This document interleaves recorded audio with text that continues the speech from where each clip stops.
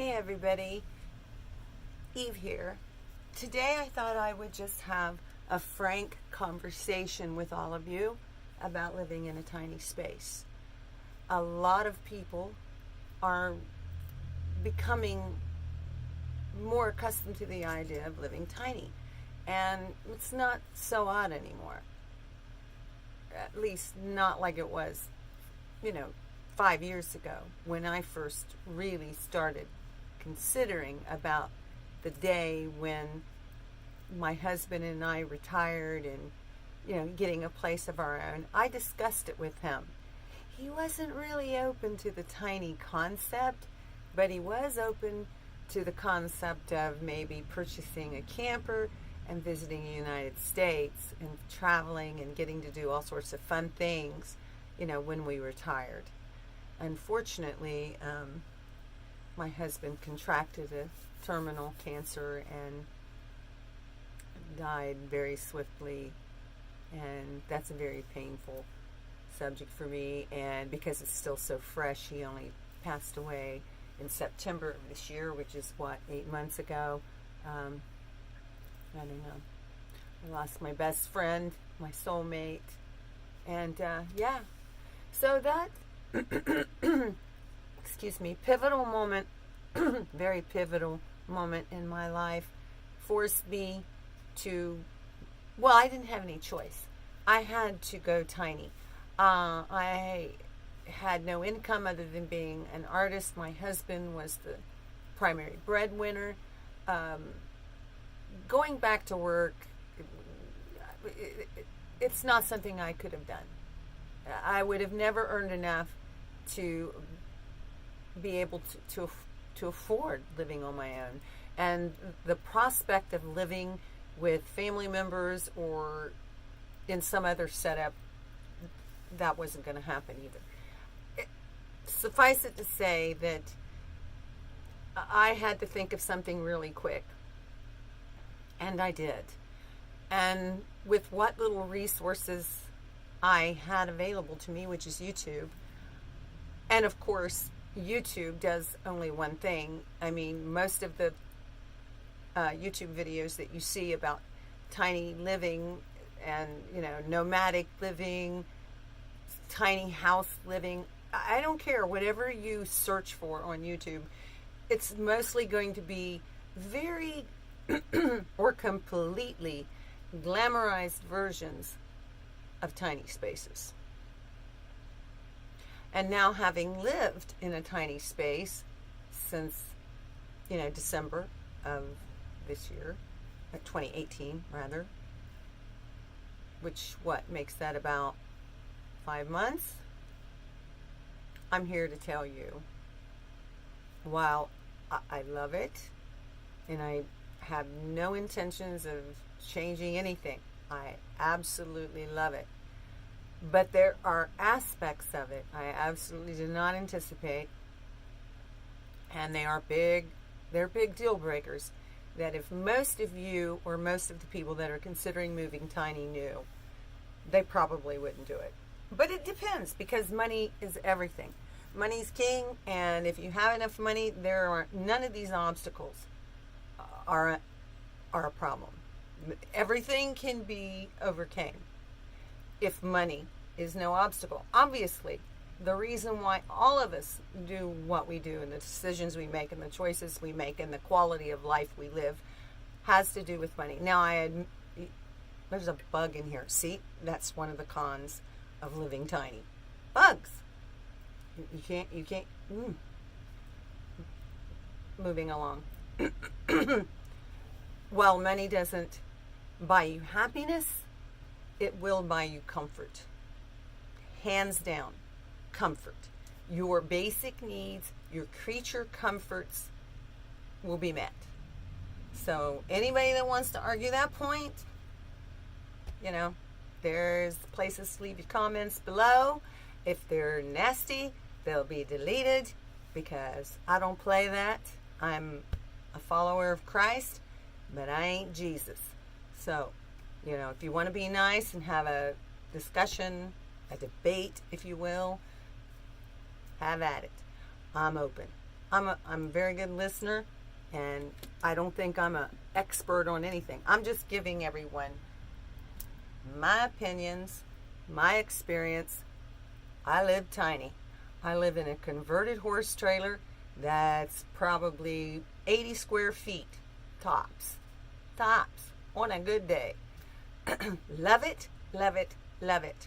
But I had a rough winter, and I won't lie about that, because I purchased a horse trailer, and it's created by a man in Naples, Florida, and he apparently had no idea that somebody, well, I was originally in Florida when I heard about him, but after my husband's death, excuse me, because of extended family, I moved back to Ohio. Excuse me. Tough. I don't edit my videos. This is raw. Raw and uncut. It's the way it is. Don't have money for all that mess either. So anyway, moved back to Ohio to be among extended family and friends, and this is where I can afford. And I'm done with the Florida hurricanes. Not even going there. That's another subject. Talk about that in the future, about people anticipating moving to Florida. If you think about it, if you're thinking about it, talk to me.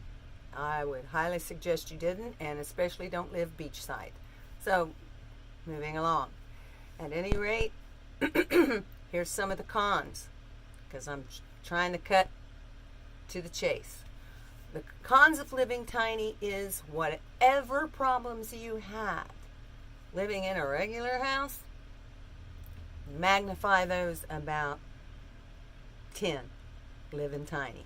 If you have issues, you're going to have issues when you live tiny. In fact, your issues are going to be amplified, because when you live in a normal house with normal power and normal, everything's normal, things we take for granted, lights, water, everything, it's provided for us. It's there. It's easily accommodated. When you go tiny, you start have to worrying about all of those things. Where I'm going to get my water every day. If you don't have a built-in bathroom in your tiny space, I don't. I had to learn how to use, alternative toilet methods, and I happen to use an odorless, very clean, but a waterless one as well. And if it's a composting toilet. What can I say? It's a type of composting toilet. Let's put it that way. There are different methods. If in the future I will do a video about my particular method, because I happen to think mine is the easiest and the best and the cleanest. So, but I don't have any running water. So that's something I have to think about every day. Every day I get up, I have to make sure that I have enough water. I don't have the ability to store things, so I have to make plans to store things. Excuse me, frog in the throat. So I have a very small refrigerator, so I have to, my grocery shopping has to be frequent. I live close to a town, thank goodness, 5 miles from town, so I can drive in frequently. And because I'm a vegetarian and eat whole, fresh foods, then I have no way to store those either. I have to go in and get fresh salads, fresh fruits, and stuff several times a week, as well as the water runs. And like I said, with my particular tiny space not having sufficient insulation, sub-zero winter, as it were, that we just experienced, was insane.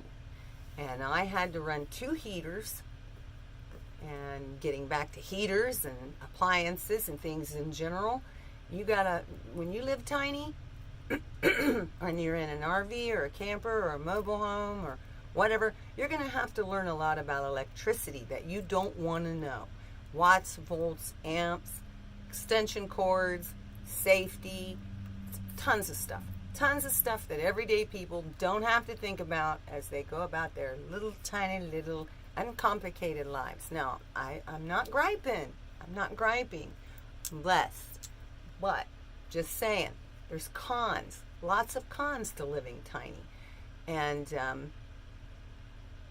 there's the monetary advantages are monumental. No, I don't have a mortgage. I own this, free and clear. Now, I don't own the property I'm on, but the property belongs to relatives. And, and it's on wheels. So in the future, if I get a truck and I want to travel the United States, which was my original plan, I can do that.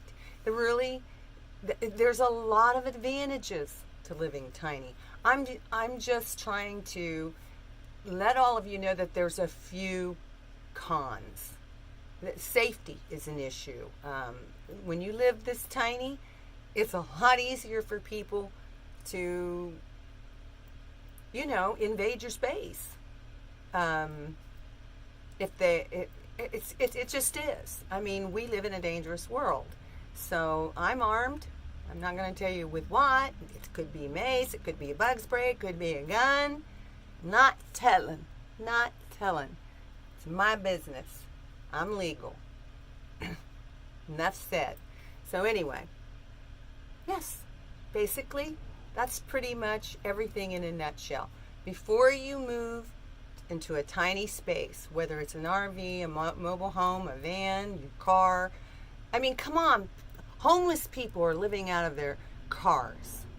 You don't see them. I mean, you see these people that are on YouTube. They've got these gorgeous custom vans that they've done. They've spent thousands of dollars doing that, folks. I got lucky. My particular horse trailer that was converted into a cabin or a buggy, sort of gypsy Vardo looking wagon, was done by a gentleman who did a lot of work, and he's famous for what he does, and he's very reasonable.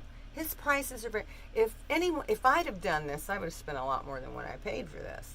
Okay, but not everybody can afford that. And if you're not careful, you could end up like that homeless person living out of your car. Wouldn't be much different. I mean, there's a lot of cons to tiny spaces. Come on, right? You can either do this or you can't. But you definitely can't do it if you don't have knowledge. And unfortunately, there's so much knowledge out there on the internet, on YouTube, that's misleading. It's misinformation and disinformation. And you need to do your research and your due diligence so that if you decide to go tiny, you'll know what you're doing. And you'll have a pretty good idea of what you're getting into. So do your research. And I hope this video was helpful.